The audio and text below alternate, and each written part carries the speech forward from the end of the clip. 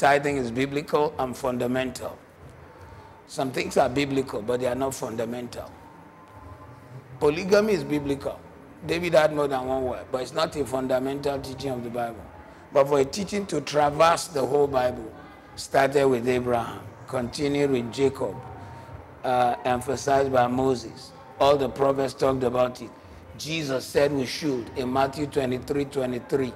If you want to understand Matthew 23:23 better, read the Amplified. Jesus said, don't leave righteousness because of tithing, but also don't leave tithing because of righteousness. You must do both. But the one that beats the biscuit about tithing in the New Testament is Hebrews chapter 6, verse 20 to chapter 7, verse 21. 4 times it says that Jesus is a high priest after the order of Melchizedek. Melchizedek is the man who received tithe from Abraham. If Jesus is a high priest after the order of Melchizedek, what is an order? The Nigerian army is after the order of the British. So all our generals were trained by the British. They think like British army. They operate like British army.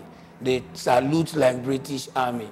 Their ranks are like British army because the Nigerian army is after the order of the British army. So if Jesus is a high priest after the order of Melchizedek, he must do what Melchizedek did. Melchizedek received tithes. So in the New Testament, if we don't, we're actually out of the order. We're out of order. So all those guys who are teaching all those, most times it's the guys, they don't even know scriptures. They've never done theology. They have no depth, but they are taking advantage of the fact that also there are pastors who cannot exegete what they are practicing. They can't exegete it. They can't teach it in depth. So what I just told you now, in the space of 30 minutes of writing, Paul wrote Hebrews. So from Hebrews 6:20 to 7:21, in 30 minutes, he kept saying, Jesus is the high priest after the order of Melchizedek. Jesus is the high priest after the order of Melchizedek. He's trying to make a point. Even 30 minutes of writing, you are emphasizing one truth. There is something you are driving.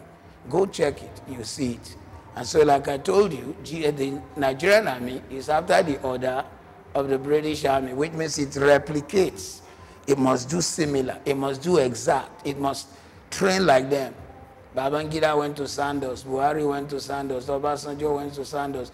The late Maimalari went to Sandos. The late Agui Ironsi went to Sandhurst. Yakubu Gowon went to Sandhurst. I was raised in the military barracks. That's why I use that kind of analogy. I can still remember the white soldiers on our barracks. I can still see the day they actually handed over to our people and said, we've trained you, now copy what we do. So if Jesus had 2 priests to follow, Aaron, Melchizedek. He chose Melchizedek because the priesthood of Aaron ended. So the Christianity is not just about the money. It's about principles. Also, the tithe is the principle of the first thing. First thing. Every first thing belongs to God.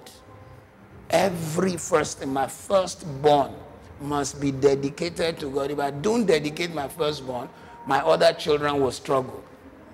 So this thing about that, some people who they know that I can turn it to a soft point. I can become a popular DJ. Everybody can go to my website, and they don't know they are destroying themselves because they will make some people 10 times sons of hell by thinking, oh, maybe the guy has a point, not knowing the guy, he couldn't give the monkeys what the consequence is of what he's teaching.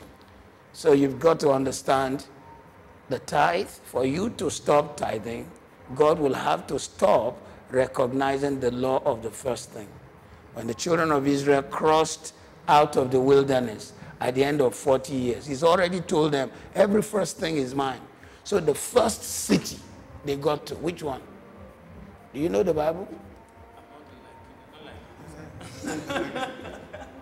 The first city, I wish some of you will know that they came to. That somebody touched something in there. Jericho. God said, the first city is mine. Don't touch what's inside. And somebody went and touched.